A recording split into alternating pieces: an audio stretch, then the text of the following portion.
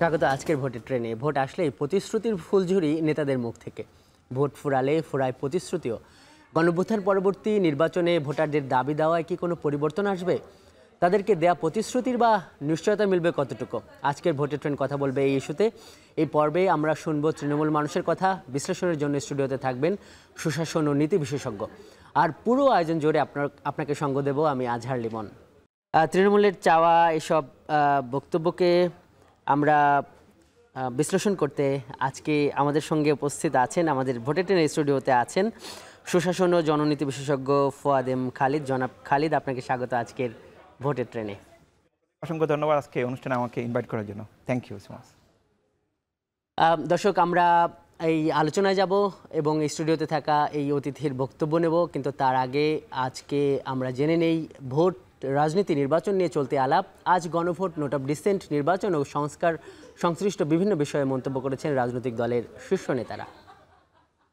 ঐক্যমত কমিশনে অধিকাংশ দল আলোচনা করলাম, দুটো তিনটে দল বাদে, যে আপনি ভোটের দিন একই সাথে সেখানে গণভোট হবে। আমাদের কিছু বন্ধুরা যারা এখানে, হামিদুর রহমান আজাদ ভাই আছেন, তারা এখন মাঠে যাচ্ছেন, মাঠে সমাবেশ করছেন, মিছিল করছেন, এক ধরনের জবরদস্তি করার তারা চেষ্টা করছেন। জনগণের স্বার্থ, দেশের স্বার্থটা বিবেচনায় আনতে হবে। এখন আমার দলের জন্য কোনটা সুবিধা এটা নয়, সেই অভিযোগ আমার ক্ষেত্রে হইতে পারে, আমার দলের ক্ষেত্রে হইতে পারে।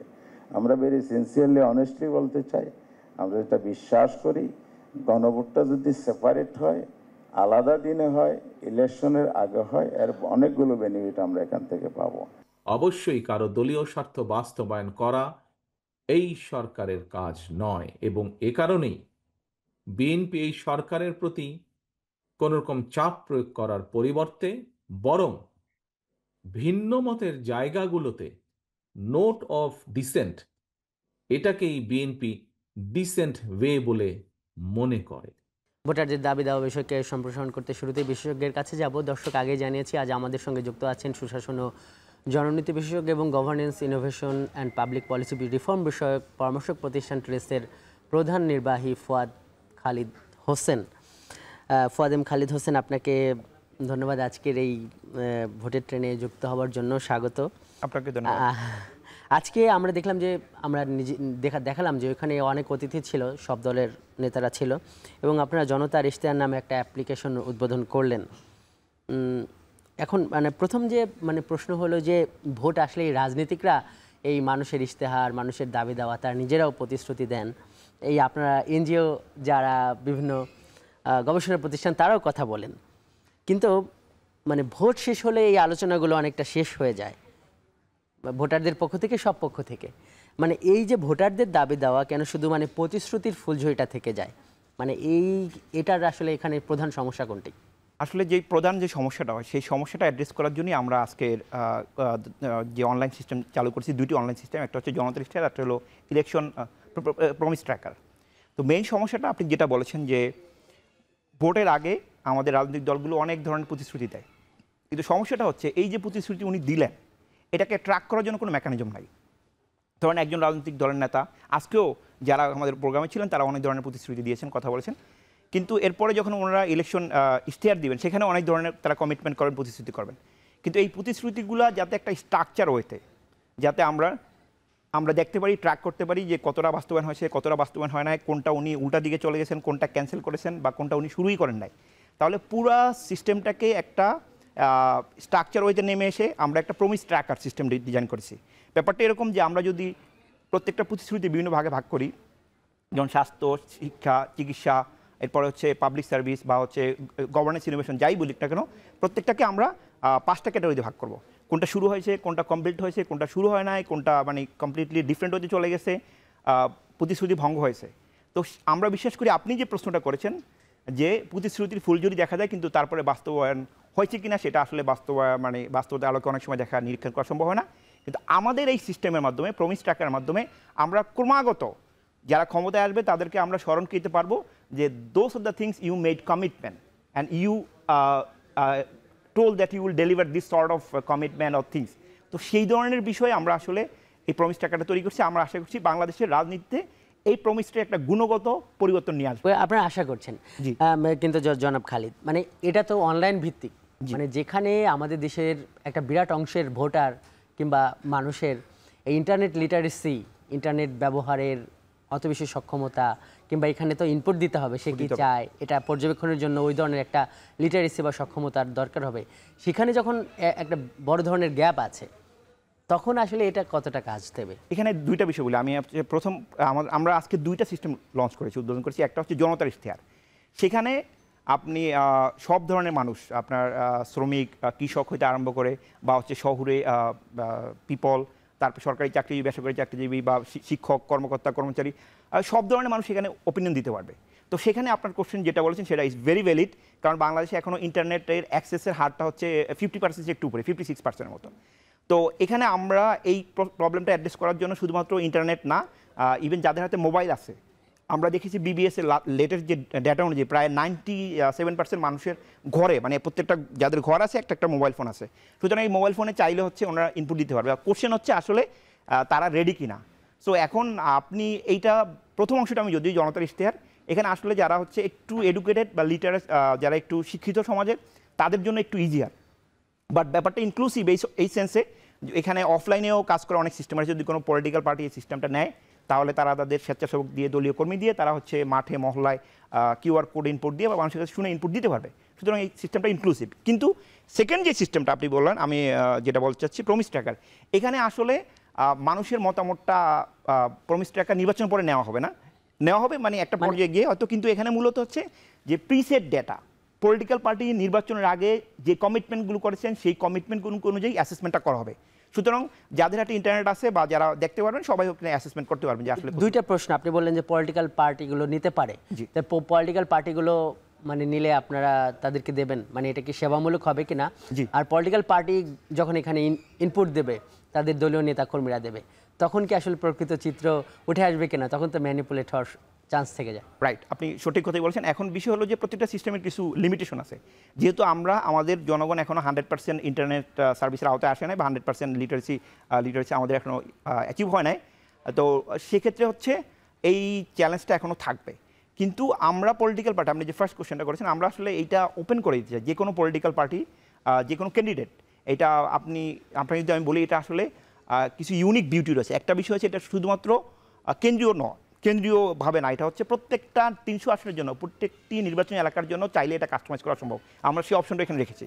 অর্থাৎ একজন ক্যান্ডিডেট চাইলে উনি হচ্ছে এটাকে তার আসনের জন্য এটা ব্যবহার করতে পারবেন এবং এখান থেকে ইনপুটগুলো নিতে পারবেন। কিন্তু যেই প্রশ্নটা আপনি করেছেন এখানে, যে কারা এই কাজটা করবে, আসলে বিশেষ করে প্রান্তিক মানুষের কাছ থেকে যখনই ফিডব্যাকটা নেওয়া হবে, তখন যদি পলিটিক্যাল পার্টির লোকজন এটা করে, তাহলে এটা বায়াস হওয়ার সম্ভাবনা আছে। তো এখানে পলিটিক্যাল পার্টি বা এই বিষয়ে একটু আলোচনা আমাদের করতে হবে যে আসলে এই ইনপুটটা কারা দিবে। সবচেয়ে বেটার হয় যদি কোনো থার্ড পার্টি বা যে ধরনের যাদের কোনো বেস্টেড ইন্টারেস্ট নাই, তারা হচ্ছে পলিটিক্যাল পার্টির হয়ে এই সার্ভেটা বা অ্যাসেসমেন্টটা করতে পারবে যে আসলে মানুষজন কি চায়, মানুষের সত্যিকার অর্থে মানে ডিমান্ডটা কি, নিডস থাকে। আমি যদি আপনাকে একটা উদাহরণ দিই, সাতক্ষীরা 4 আসনে, শ্যামনগর এবং কালীগঞ্জ, সেই আসনের মানুষকে এখনও আপনার মাইলের পর মাইল গিয়ে শুধু খাবার পানি আনতে হয়। কেন? যেখানে বাংলাদেশের মতো দেশে, আমাদের তো একটা এত গরিব দেশ না, আমরা এলডিসিতে গ্রাজুয়েশন করছি, সেখানে আমাদের দেশের মানুষকে খাবার পানি আনার জন্য কেন মাইলের পর মাইল মা বোনদেরকে যেতে হবে? সুতরাং এই প্রবলেমগুলো অ্যাড্রেস করতে হবে প্রত্যেকটা আসন ভিত্তিক নির্বাচনী ইশতেহারের মাধ্যমে, যেটা পুরা কনসেপ্টে হচ্ছে আমাদের বর্তমান ইলেকট্রাল সিস্টেমে অনুপস্থিত। এম খালিদ ভাই, আপনি বলছেন যে ভেস্টেজ ইন্টারেস্ট যদি না থাকে, তাহলে একটা ভালো ইনপুট হবে এবং ভালো ফলাফল বা মানুষ বা জনতা কি চায় সেটার একটা প্রকৃত চিত্র মানে জানা যাবে। ইন্টারেস্ট ছাড়া তো কেউ কিছু করে না। যদি এই প্রশ্নটা আপনারা কেন এটা করতে গেলেন? মানে আপনি খুব ভালো একটা প্রশ্ন করছেন। সেটা হচ্ছে আমরা বিভিন্ন বিষয়, আমাদের মূলত হচ্ছে যে আমাদের অর্গানাইজেশন থেকে, ট্রেস কনসাল্টিং থেকে বা এর আগে আমরা যখন কাজ করেছিলাম, আমাদের একটা বড় কমিটমেন্ট ছিল দেশের প্রতি যে আমরা মানুষকে কীভাবে হচ্ছে বেটার সার্ভিস দেওয়ার ক্ষেত্রে হেল্প করতে পারি। আমরা সরকারি কর্মকর্তা না বা সরকারের অংশ না। তো সেখান থেকে আমরা চিন্তা করলাম যে আগামী নির্বাচন আসতেছে, এটা বহু বছর পরে একটা অংশগ্রহণমূলক নির্বাচন হয়, আমরা আশা করছি এটাকে আরও বেশি কীভাবে ইফেক্টিভ করা যায়।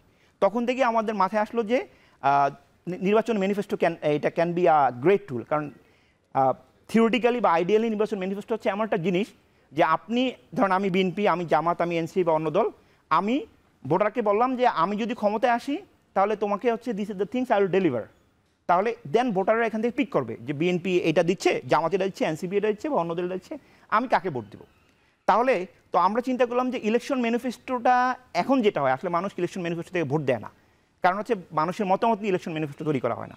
তো আমরা চিন্তা করলাম যে ইলেকশন ম্যানিফেস্টোকে এমনভাবে রিফর্ম করা যাতে মানুষ এটাকে এক্সাইটিং ফিল করে, মানুষ এটাকে মানে এটাকে নিয়ে মনে করে সামথিং নিউ আমি এটা কন্ট্রিবিউট করতে পারি। এবং মোস্ট ইম্পর্টেন্টলি যে বিষয়টা হচ্ছে, রাজনৈতিক দলের এখন ইশতেহার তৈরি করে তাদের বুদ্ধিজীবীরা টেবিল টকে ঘরের ভিতরে, কিন্তু আমরা যে ফরম্যাটটা তৈরি করেছি সেখানে ভোটাররা মনে করবে আমরা হচ্ছে সহলেখক, মানে ভোটাররাই ইশতেহার তৈরি করবে। সো এর মাধ্যমে যেটা হবে যে রাজনৈতিক দলগুলো এখন যেটা বলে কথায় যে জনগণ যদি চায়, এটা একটা খুব vague term, but this is the system we have develop, যার মাধ্যমে আমরা ট্রুলি আমরা বা পলিটিক্যাল পার্টি ক্লেম করতে পারবে যে this is what actually people want. তো আমরা সেভাবেই হচ্ছে এই সিস্টেমটা আমরা তৈরি করেছি, এবং আমাদের মূল উদ্দেশ্য ছিল হচ্ছে দেশ জাতির জন্য এমন একটা কিছু দেওয়া যেটা আমাদের পুরা ইলেকশন সিস্টেমকে পলিটিক্যাল সিস্টেমে একটা ম্যাসিভ প্যারাডাইম শিফট করতে পারে। খালিদ ভাই, আমরা এই ধরনের প্রতিষ্ঠান ভারতেও দেখেছি, এবং তারা কিন্তু বাণিজ্যিকভাবেও কাজ করে, আইভ্যাক বা এরকম কিছু প্রতিষ্ঠান আছে। আপনারাও মানে ওই বাণিজ্যিক দিকে শিফট হবেন কিনা সেই প্রশ্নের উত্তর জানবো। আমরা একটু তৃণমূল মানুষের মতামত জেনে আছি এই পর্যায়ে, আপনি থাকুন।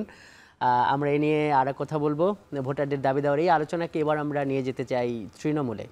একদল জনতাকে সঙ্গে নিয়ে সিলেট থেকে যুক্ত হচ্ছেন আমাদের সহকর্মী গুলজার আহমেদ। গুলজার, আপনাকে এবং আপনার সঙ্গে জনতাকে স্বাগত আজকের এই ভোটের ট্রেনে। জানতে চাই যে ভোট এলো, বলা যায় যে বছর ঘুরে বলা যায় না, কারণ এটা তো গণঅভ্যুত্থানের পর মানে 1 বছরের মাথায় আরেকটা ভোট হচ্ছে, মানে তাদের দাবি দেওয়ার তালিকাটা কেমন, কি জানতে পারছেন? আচ্ছা দেখুন, আজকে যে বিষয়টি আপনি তুলে ধরেছেন আজহার, আসলে এটি খুবই গুরুত্বপূর্ণ একটি বিষয়। এখন আমি যে জায়গাটিতে আছি এটি হচ্ছে নগরীর কিনব্রিজ, অর্থাৎ অবসরে মানুষ বসে আড্ডা দেয়া, গান করা সহ অন্যান্য তাদের অবসরজনিত যেসব গল্প সেগুলি করা হয়। যেহেতু সামনে নির্বাচন, তাই আসন্ন নির্বাচনে এখন মানুষের মুখে মুখে এই জায়গাটিতে আসলে নির্বাচন কেন্দ্রিক হয়ে যাচ্ছে। আমরা দেখেছি এতদিন যে নির্বাচনকে কেন্দ্র করে মিছিল, মিটিং, নেতাদের প্রতিশ্রুতি কিংবা প্রার্থী যারা আছেন তাদের প্রতিশ্রুতি সবই আসলে আলোচনা হচ্ছে।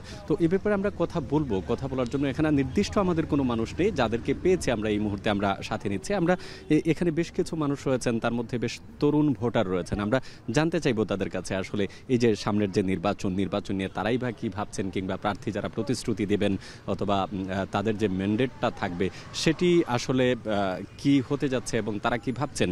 আমরা দেখেছি যে প্রতিটা নির্বাচনে, নিশ্চয় নির্বাচনের জন্য আপনারা অপেক্ষা, যেহেতু দীর্ঘ কয়েক বছর পর আসলে একটি অংশগ্রহণমূলক নির্বাচন হবে এমনটা মানুষ প্রত্যাশা করছে।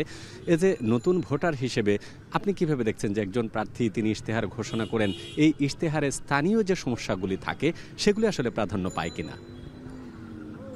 একজন প্রার্থীর স্থানীয় যে সমস্যাগুলো থাকে, বিশেষ করে আমরা যেটা লক্ষ্য করি, একজন প্রার্থী যে ইশতেহারটা দেন তো সম্পূর্ণ কেন্দ্রীয়ভাবে আসে। এখন লক্ষ্য করা যায় অনেক সময় ঢাকার একটা সমস্যা থাকে, যেমন উদাহরণস্বরূপ ধরা যায় যে ঢাকা শহরে যানজট অনেক বেশি, কিন্তু আমাদের সিলেটে সমস্যা হচ্ছে যে উদাহরণস্বরূপ আমরা দিতে পারি যে বন্যার সমস্যা। আমরা সুরমা নদীর পানির সামনে দাঁড়িয়ে আছি।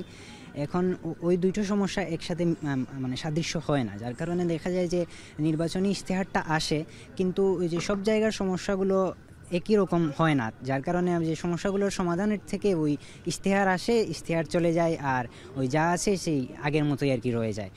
এটা নিয়ে আর কি আমরা যে মনে করি যে আঞ্চলিকভাবে যদি আসে, আঞ্চলিকভাবে আসলে যে আমার শহরের সমস্যা কি সমস্যা আছে, আমাদের সিলেটে কী ধরনের সমস্যা হয়, ঢাকায় কী ধরনের সমস্যা হয়, আঞ্চলিকভাবে বিবেচনা করে ওই বিবেচনার মাধ্যমে যদি সমস্যাগুলো তুলে ধরা হয়, হ্যাঁ ইশতেহার দেওয়া। আমি বুঝতে পেরেছি আপনার কথা। আপনি যেটি বলতে চাচ্ছেন যে আমার আসনে যে সমস্যা আছে সেই সমস্যাগুলো তুলে ধরলে আমাদের জন্য ভালো হয়। ঠিক তার পাশের জনের কাছে যদি জিজ্ঞেস করি, আপনি যদি বলেন, আমরা দেখি যে প্রতিশ্রুতি তো আসে, বিভিন্ন প্রার্থীরা ভোটারদের প্রতিশ্রুতি দেন, কিন্তু যখন ভোটটা শেষ হয়ে যায় সেই প্রতিশ্রুতির বাস্তবায়ন কি এতদিন হয়েছিল? বা আপনার বয়সে আমি জানি না আপনি ভোট দিয়েছেন কিনা, নাকি এবার প্রথম ভোট দেবেন, যদি দিয়ে থাকেন এজ এ নাগরিক হিসেবে এই অঞ্চলের বা এই আসনের নাগরিক হিসেবে আপনার চিন্তা ভাবনা, এই যে নেতাদের যে প্রতিশ্রুতির ব্যাপারে আপনাদের ধারণাটা আসলে কেমন এবং কিভাবে চান যে প্রতিশ্রুতি পূরণ হোক? হ্যাঁ, ধন্যবাদ। আসলে সর্বপ্রথম যদি বলতে চাই, আমাদের নির্বাচনের আগের যে একটা অবস্থা থাকে, নির্বাচনের পরের অবস্থা কিন্তু ভিন্ন। আমরা সাধারণত এরকম আমরা একটা অবস্থানে আছি, নির্বাচনের আগে যারা প্রার্থী আছেন তাদেরকে আমরা পাশে পাই, কিন্তু পরবর্তীতে দেখা যায় নির্বাচন শেষ হওয়ার পরে প্রার্থীদের কাছে আমরা যেতে পারি না, প্রোটোকল থাকে, সিকিউরিটি থাকে, তাদের গাড়ি দেখাটাও আমাদের জন্য সৌভাগ্যের বিষয় হয়ে দাঁড়ায়। তো নির্বাচন এর আগে যে এরকম আমরা প্রতিশ্রুতি দেন আমাদেরকে, নির্বাচনের পরে যাহাতে আমরা এই প্রার্থীদেরকে আমরা প্রশ্নবিদ্ধ করতে পারি, পাবলিক প্লেসে হোক, যে কোনো জায়গায় হোক, আমরা প্রশ্নের সম্মুখীন করতে পারি। আমাদেরকে যে প্রতিশ্রুতি দিয়েছিলেন, যা ওয়াদাবদ্ধ হয়েছিলেন আমাদের নিকট, সেই ওয়াদার কী কী রেখেছিলেন, আমাদেরকে উন্নয়ন করবেন, আমাদের অঞ্চলের কী কী উন্নয়ন করবেন, এইগুলো প্রশ্ন যাতে আমরা পরবর্তীতে করে এইরকম একটা ব্যবস্থা, এইরকম একটা সিচুয়েশন যাতে নির্বাচনের পরেও থাকে, এইরকম প্রার্থী আমরা চাই। কিন্তু আমরা দেখা যায় অনেক প্রার্থী আমাদেরকে অঙ্গীকার দেন। আমরা গত 15 বছর আমরা দেখেছি, 15 বছরের নির্বাচন হয়েছে, তো আমরা দেখেছি প্রার্থী বলছেন এই করব সেই করব, নির্বাচনের পরে আর কোনো খোঁজখবর নাই। কিন্তু সবাই তো বলে উন্নয়ন হয়েছে। উন্নয়ন আসলে কী হয়েছে, তিনি যে প্রতিশ্রুতি দিয়েছেন তাহলে আদৌ কিছু হয় না। গত 15 বছরে আপনি দেখুন ঢাকা সিলেট মহাসাগর কী উন্নয়ন হয়েছে, রেলপথের কী উন্নয়ন হয়েছে, সিলেটের আপনি সমস্যা দেখুন, সমস্যায় জর্জরিত সিলেটের সুরমা নদী দেখুন, বন্যায় প্রতি বছর আমরা প্লাবিত হই। তা এই যে প্রতিশ্রুতি আপনারা দিলেন, কিন্তু নির্বাচনের পরে আপনাদের কাছে যাওয়াটাই আমাদের জন্য সৌভাগ্য। তাই আমরা এমন কোনো প্রার্থী চাই যিনি উন্নয়ন করবেন এবং আমাদের নিরাপত্তা নিশ্চিত করবেন, যুব সমাজের কর্মসংস্থান রক্ষা করবেন। কর্মসংস্থানের জন্য আমাদের সিলেটে আপনি জানেন বিভিন্ন অঞ্চলে আপনি দেখুন ফ্যাক্টরি আছে, ইন্ডাস্ট্রি আছে। আমাদের সিলেটে কয়টা ইন্ডাস্ট্রি আছে? আমাদের সিলেটে যদি ইন্ডাস্ট্রি থাকে, আমাদের সিলেটে যদি ফ্যাক্টরি থাকে, আমাদের সিলেটের যে মানুষগুলো আছে সাধারণত আমরা এখানে কাজ করতে পারবো, কিন্তু আমাদের কোনো এরকম কোনো সুযোগ সুবিধা আছে? আমাদের এরকম কোনো সুযোগ সুবিধা আছে? আমরা চাই আমাদের সিলেটের যুবকরা সিলেটেই কর্মসংস্থান তৈরি হোক এবং আমাদের সুষ্ঠু নিরাপত্তা হোক, নারীর ক্ষমতায়ন হোক, আমরা এগুলো চাই। অর্থাৎ নাগরিক উন্নয়নের জন্য আসলে নেতারা যে ধরনের প্রতিশ্রুতি দিয়ে থাকেন সেই প্রতিশ্রুতি বাস্তবায়নে আপনারা চান। সবশেষ আপনাকে আরেকটা প্রশ্ন করতে চাই। আমরা দেখেছি যে যখন ভোটারদের কাছে প্রার্থীরা যান তখন তাদের নানান প্রতিশ্রুতি থাকে, বিশেষ করে স্থানীয় সমস্যা নিয়ে, কিন্তু যখনই তিনি নির্বাচিত হন কিংবা কেন্দ্র থেকে কোনো ধরনের ইশতেহার আসে তখন কিন্তু আর এই স্থানীয় যে চাহিদাটা বা তাদের যে প্রতিশ্রুতি সেটা গুরুত্ব থাকে না। এটা কেন হচ্ছে বা কেন হয়? একজন নতুন ভোটার হিসেবে আপনি কি ভাবছেন, এটাকে কিভাবে আসলে আমরা আরো দূরত্বটা কমাতে পারি বা স্থানীয় উন্নয়নের ক্ষেত্রে এইসব প্রতিশ্রুতি নিয়ে আসা যায়? ধন্যবাদ আপনাকে। আমরা নিশ্চয়ই অবগত আছি সবাই যে যখন ইশতেহারগুলো ঘোষণা করা হয়, আমরা জানি কেন্দ্রীয় পর্যায় থেকে ঘোষণা করা হয়, সেগুলো যদি কেন্দ্রীয় পর্যায় থেকে ঘোষণা না করে যে প্রার্থী যে এরিয়ার মধ্যে আছেন এই এরিয়া ভিত্তিক এই এরিয়ার সমস্যাকে কালেক্ট করে এবং এই অত্র এলাকার যারা জনগণ আছেন তাদেরকে এই সম্মতি নিয়ে বা তাদেরকে মিটিং বৈঠক করে তাদের কাছ থেকে পরামর্শ নিয়ে যে এরকম করলে এটা ভালো হয়, ওইরকম করলে এটা ভালো হয়, এরকম সমষ্টিগতভাবে যদি এই প্রক্রিয়াটা করা হতো আমার মনে হয় সেটা ভালো হতো। কারণ এক এক জায়গায় এক এক রকমের প্রবলেম রয়েছে। সিলেটে এক প্রবলেম রয়েছে, আপনার সুনামগঞ্জে একই রকমের প্রবলেম, জগন্নাথপুরে একই রকমের প্রবলেম। সিলেটে আপনার বিভিন্ন জেলা এবং থানা উপজেলায় আমরা দেখছি সিলেটে ইদানিং এই যে যেমন ধরেন আপনি জগন্নাথপুরের রাস্তা, সিলেট ঢাকা শহরের রাস্তা, আমার আগে উনি বলে গেলেন বিভিন্ন কথায় রেলওয়ে ইত্যাদি বিষয়ে বলে গেলেন, কিন্তু সব কিছু মিলিয়ে দেখা গেছে প্রতিশ্রুতি কিন্তু সবাই দিয়ে থাকেন, কিন্তু নির্বাচনের পরে কিন্তু এটা আমরা পাই না। আর আমি প্রথম ভোটার হিসাবে আমরা গত 15 বছরে কোনো ভোট দিতে পারি নাই। ভোট হিসাবে আমরা চাই যে এমন প্রার্থীকে আমরা ভোট দিই যে আমরা যে ভোটটা আমরা দিয়েছি সে ভোটের যে আশা নিয়ে আমরা ভোটটা দিয়েছি তার প্রতিশ্রুতি যাতে আমরা পাই। আমরা আশা করব যারা নির্বাচনে যারাও আসেন না কেন, যারা যে প্রতিশ্রুতি দিবেন সেই প্রতিশ্রুতির অনুযায়ী যাতে জনগণকে সন্তুষ্ট করেন এবং পূর্বে যে রকমের ঘটনাগুলো হয়েছে যে আমি আসার পরে এই কাজটা করব ওই কাজটা করব, অনেক রকমের প্রতিশ্রুতি দিয়েছেন, কিন্তু দিন শেষে দেখা গেছে যে কারো প্রতিশ্রুতি ঠিক নয়। আমরা চাই যেমন ধরেন সিলেটে বেকারত্বর দিক দিয়ে গেলে অনেক সমস্যা, শিক্ষাগত দিক দিয়ে অনেক সমস্যা, অনেকে দেখা যায় যে কারিগরি শিক্ষা বোর্ডে অনেক কিছু শিখানি হয়, অনেক ধরনের কোর্স থাকে, সেখানে ভর্তি হলে যেতে গেলে দেখা যায় যে এখানে এত টাকা লাগবে, কিন্তু সরকার থেকে ঘোষণা করা হয় যে এখানে কোনো ফি লাগবে না, এই লাগবে না, সেই লাগবে না, কিন্তু উপস্থিত সময় দেখা যায় যে উনি আছেন, ওনার মাধ্যমে উনি যেতে হবে, ওনাকে অত টাকা দিতে হবে, এরপরে ওনাকে অত টাকা দিতে হবে। এরকম যে প্রক্রিয়াগুলো রয়েছে এগুলোর ব্যাপারে প্রশাসন এবং যারা এই গণপ্রজাতন্ত্রী বাংলাদেশ সরকারের দায়িত্ব রবেন তারা অবশ্যই এদিকে লক্ষ্য রাখবেন যে একটা চাকরির ক্ষেত্রে একটা মানুষ এই মেয়েদের বেশিরভাগই আপনারা লক্ষ্য করলে দেখতে পারবেন মেধা কিন্তু যারা গরিব যারা স্টুডেন্ট থাকে তারা কিন্তু মেধাটা খুব ভালো থাকে। অনেকে দেখা যায় চাকরির ক্ষেত্রে কিন্তু যারা বড় পর্যায়ে বা ধনী পরিবার থেকে বড় হয়ে আসছেন তারা কিন্তু বেশিরভাগ চাকরিতে বেশি তাদেরকে দেখা যায়। যাদের মেধা আছে তাদেরকে দেখা যায় না। কেন দেখা যায় না? তাদের এই আত্মীয় স্বজন নাই, মামা নাই, খালু নাই, সুপারিশ নাই, এজন্য হয় না। তো আমি আশা করব যারাও নির্বাচনে আসেন না কেন যে প্রতিশ্রুতি দেন জনগণ যাতে সন্তুষ্ট হয় সেই আশা করব। অনেক ধন্যবাদ আপনাকে। আসলে আজহার, শুনছিলেন যে এখানে যে 3 জন নতুন ভোটার আছেন তাদের যে চিন্তা ধারণা বা তাদের যে প্রত্যাশা, সেই প্রত্যাশার কথা তুলে ধরলেন এবং একইভাবে আমরাও বলতে চাই, আমরাও দেখেছি যে বিগত নির্বাচনগুলোতে যারা প্রার্থী হয়ে আসছেন তাদের প্রতিশ্রুতি থেকে তারা কিছুদিন পরেই সেটা সরে যান। তো সামনের নির্বাচন যাতে প্রতিশ্রুতিমূলক হয়, অর্থাৎ মানুষ যে প্রত্যাশা নিয়ে নির্বাচনে অংশগ্রহণ করবে কিংবা ভোট দিবে তাদের প্রত্যাশা যাতে পূরণ হয়, এটাই কিন্তু বিশেষ করে অঞ্চল পর্যায়ে বা প্রান্তিক পর্যায়ের মানুষ এটাই কিন্তু আশা করছেন।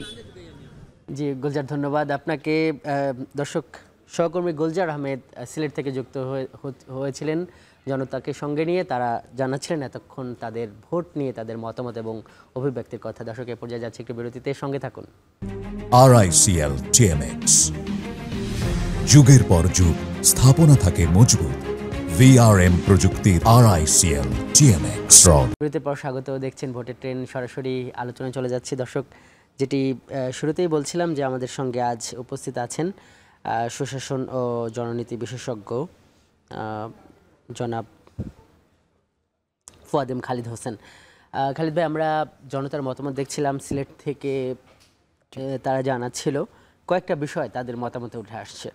উপর থেকে নিচে আসে পরিকল্পনা, উদাহরণ দিচ্ছে তারা যে ঢাকার সমস্যার আলোকে সিলেটের প্ল্যান হচ্ছে। এরপরে তারা বলছে যে ভোটের পরে মানে যারা নেতা তাদের গাড়ি দেখাটাও ভোটারদের জন্য একটা ভাগ্যের বিষয়ে দাঁড়ায় এবং ভোটের পরে প্রতিশ্রুতি মনে থাকে না, যেটি আমরাও আলোচনা করছিলাম। মানে প্রশ্ন আপনার কাছে যে যখন আমাদের দেশের সুশাসন এবং দুর্নীতির সূচক মানে সন্তোষজনক নয়, অত্যন্ত নেতিবাচক, তখন এই ইশতেহার বা এইগুলোকে আসলে কোনো সমাধান করতে পারবে? আমি বিশ্বাস করি আসলে আপনি যে প্রশ্নটা করেছেন, আসলে এটার মেইন সমস্যা যেটা হয় সেটা হলো আমাদের ভোটের পরে আমাদের একজন এমপি মনে করেন যে উনি মানুষজন কিছুদিন পরে ভুলে যাবেন, এবং যেটা আমাদের আমি ইয়াকে দেখলাম সিলেটে খুব চমৎকার কথা বলেছেন যে আসলে মানে ভোটের পরে তাদেরকে হচ্ছে তাদের গাড়ি দেখাও তাদের জন্য সমস্যা হয়ে যায়।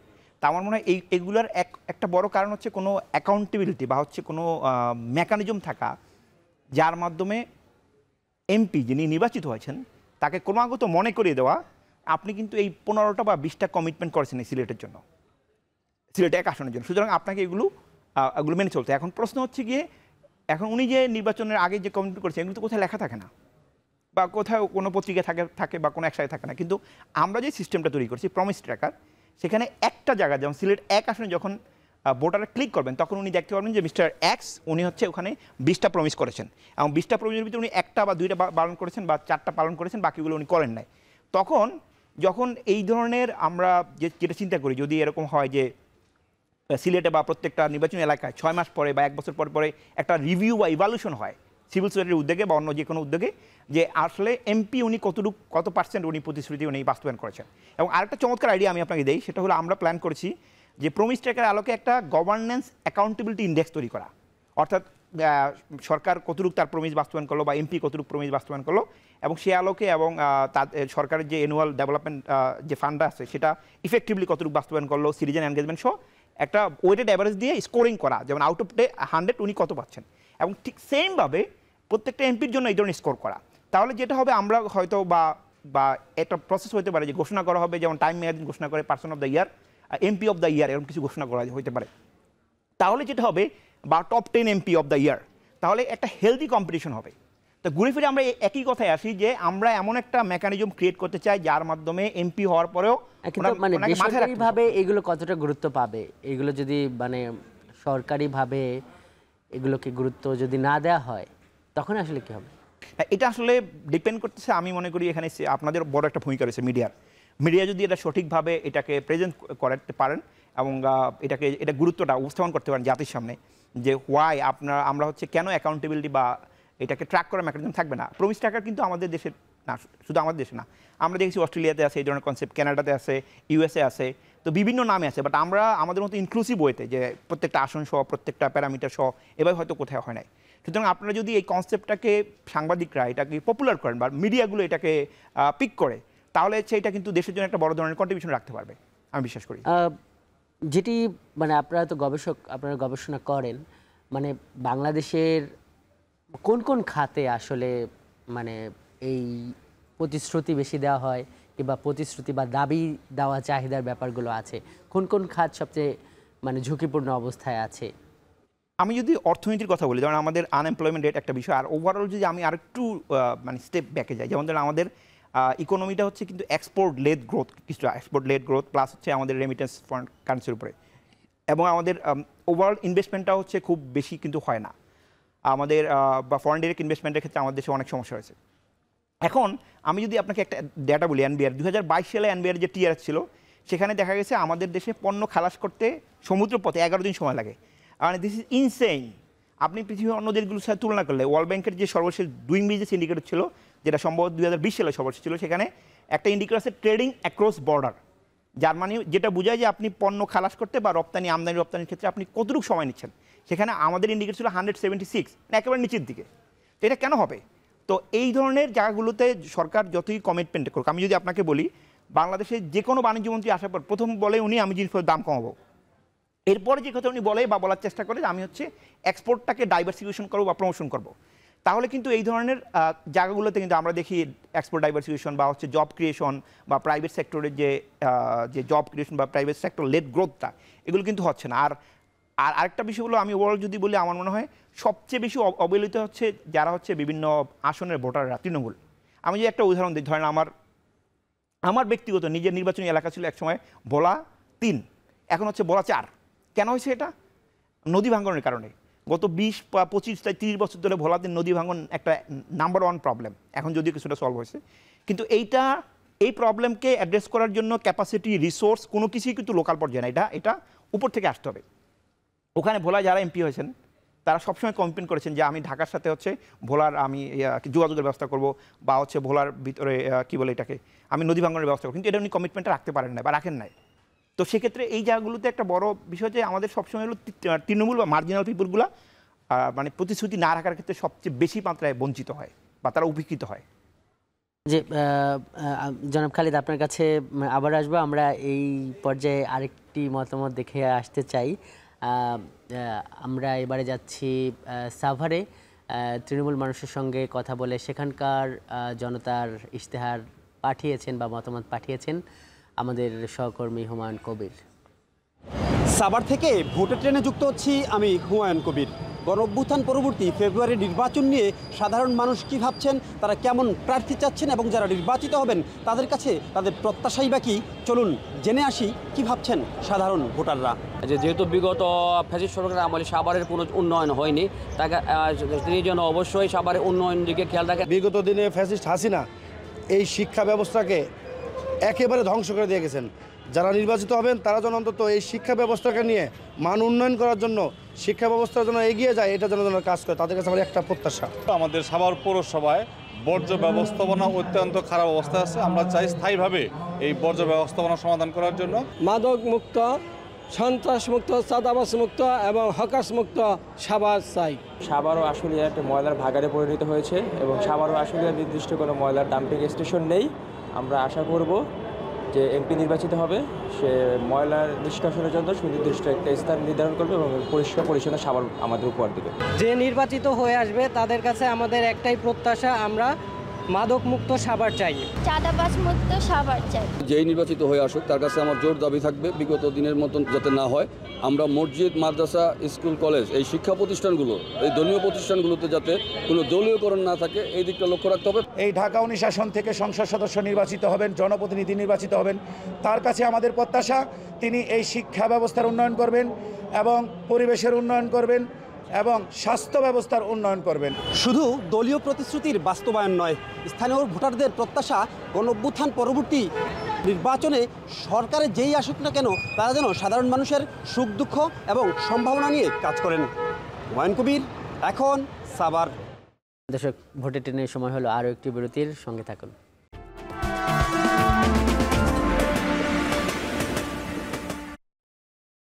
বিরতির পর স্বাগত, দেখছেন ভোটের ট্রেন, আপনার সঙ্গে আছি আমি আজহার লিমন। দর্শক, আমরা কথা বলছি ভোটারদের দাবি দেওয়া এই ইস্যুতে। আমাদের সঙ্গে আছেন একজন সুশাসন ও জননীতি বিশেষজ্ঞ জনাব খালিদ ভাই। আমরা সাভারের যে মতামতটা আমরা দেখছিলাম যে সেখানে স্থানীয়ভাবেও কিছু সমস্যা আছে। কেউ বলছে যে চাঁদাবাজ মুক্ত সাভার চাইছে, কেউ বর্জ্যমুক্ত, কেউ সাভার চাইছে, আবার শিক্ষা নিশ্চিতের দাবি কেউ বলছে। তার মানে এলাকা ভিত্তিক সমস্যাগুলো আলাদা আলাদা এবং কেন্দ্র এবং তৃণমূলের সমস্যা কিন্তু সবসময় এক নয়। এখন যেটি আপনার কাছে জানতে চাই যে এই যে যেই পরিস্থিতিটা মানে এমনিতে আছে সেটা হলো যে এমনিতে এই যে এলাকার উন্নয়ন করার জন্য একটা স্থানীয় সরকার আছে এবং যাদের এই যে আসন্ন যে নির্বাচন আমরা যাদেরকে ভাবি যে তারাই উন্নয়নের সর্বসর্বা, কিন্তু মূল দায়িত্ব তো তাদের আইন প্রণয়ন করা, তারা আইন প্রণেতা। তো এত কিছুর মধ্যে মানে এত প্রতিষ্ঠান এত বেশি নিয়োজিত থাকার পরও মানে মূল ব্যাপারটা কেন হয় না, মানে মানুষের জীবনযাত্রার পরিবর্তনটা কেন হয় না? এখানে আমি দুইভাবে যদি বলি, প্রথম বিষয়টা হচ্ছে আপনি পারফেক্টলি বলেছেন, আসলে আইডিয়ালি এমপিদের দায়িত্ব হচ্ছে কিন্তু এলাকার উন্নয়ন দেখা না, ল মেকিংয়ের দায়িত্ব। কিন্তু আমাদের মতো দেশে আমাদের মতো উন্নয়নশীল দেশ বা আমরা হচ্ছে এলডিসি থেকে রাষ্ট্র করা, আমাদের বিভিন্ন ধরনের বাস্তবতা এমপিদের একটা বড় রোল থাকে। একটা বড় কারণ হলো আমাদের স্থানীয় সরকার শক্তিশালী হয় নাই। এখানে আরও অনেকগুলো বিষয় আছে, যেমন আপনি স্থানীয় সরকারকে যদি শক্তিশালী করেন তাহলে স্থানীয় সরকারের যিনি উপজেলা চেয়ারম্যান হবে তার ওরকম ক্যাপাসিটি থাকতে হবে যিনি হচ্ছে উপজেলা নির্বাহী অফিসারকে উনি হচ্ছে মনিটর করতে পারবেন বা সুপারভিশন করতে পারবেন। সেটা আসলে এখন ওই বাস্তবতা আমরা যাই না। সুতরাং একজন উপজেলা চেয়ারম্যান বা হচ্ছে স্থানীয় পর্যায়ের নির্বাচিত প্রতিনিধির হাতে উনি কতটুকু পারবেন এবং হচ্ছে এমপিদের সাথে তাদের যে কনফ্লিক্টটা, এটা একটা অন্য ডিসকাশনের বিষয় বা আলোচনার বিষয়। এটা আমার মনে হয় বাংলাদেশ এখন ওই পর্যায়ে যায় না যে কমপ্লিটলি এমপিদেরকে লোকাল ডেভেলপমেন্টের প্রসেস থেকে সেপারেট করে নিয়ে এসে তাদেরকে ল মেকিংয়ের কোর কাজে যুক্ত করা। তো এটা এই জায়গাটাতে আমার মনে হয় বাংলাদেশ এখনও যেহেতু সময় লাগবে। দ্বিতীয় যে প্রবলেমটা আপনি বলেছেন যে কেন সমস্যার সমাধান হচ্ছে না, আসলে ধরুন আমি যদি বলি আমাদের ওভারঅল একটা সমস্যা যেটা হলো পাবলিক সার্ভিস ডেলিভারি সমস্যা। আমাকে বলেন যে আপনি যদি পাসপোর্ট নিতে হয়, আমরা জানেন বাংলাদেশ সরকারের বেশিরভাগ সেবাই হচ্ছে অটোমেশন করা হয়েছে, বেশিরভাগ সেবাই। আমি কয়েকদিন একটা উদাহরণ দিচ্ছি, দেখা গেল আমাদের একটা সার্ভিস জন্য আমরা আবেদন করছি, সেটার জন্য হচ্ছে আপনার সেটা বন্ধ হয়ে যাচ্ছে, মানে হচ্ছে সার্ভার নষ্ট, সার্ভার কাজ করছে এরকম বিষয়। কিন্তু মোস্ট ইম্পর্টেন্ট বিষয় হলো যে সরকারি সেবা অনলাইনে করার পরে আপনাকে কেন আবার যেতে হবে অফিসে। বরং আমি মনে করি আগামী সরকার যারা আসবে তাদের প্রতি আমি একজন নাগরিক হিসাবে আমার ডিমান্ড থাকবে যে সব ধরনের সরকারি সেবা 100% অটোমেশন করা হোক এবং সিঙ্গেল টাইমের জন্য একবারের জন্য তাকে সরকারি অফিসে যেতে হবে না। ইভেন যে বিষয়গুলো খুব সেন্সিটিভ মনে করা হয়, যেমন পাসপোর্টের ক্ষেত্রে এটা সম্ভব যদি সরকার চায় যে নাগরিক শুধুমাত্র অনলাইনে আবেদন করবে এবং সরকার থেকে আপনার বাসায় এসে তার বায়োমেট্রিক বলেন বা হচ্ছে গিয়ে যে ধরনের কাজ বলেন সব ধরনের কাজ করে দিবে। সুতরাং ইভেন পাসপোর্টের ক্ষেত্রে এটা সম্ভব।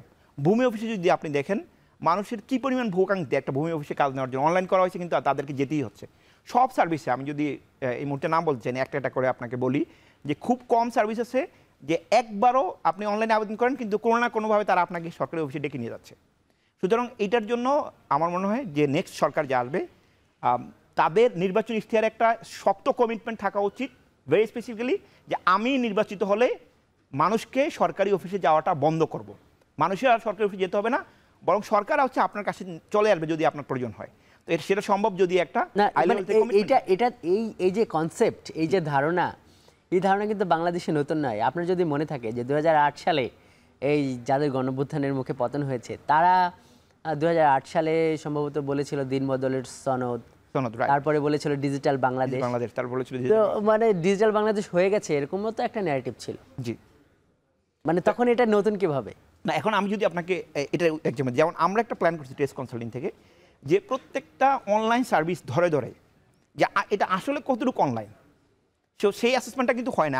আমরা দেখছি বিগত সরকার আমলে প্রায় বেশিরভাগ সেবাই অনলাইন করা হয়েছে, কিন্তু অনলাইনেরগুলো আসলে অনলাইন না, মানুষকে ঠিকই অফিসে যেতে হতো।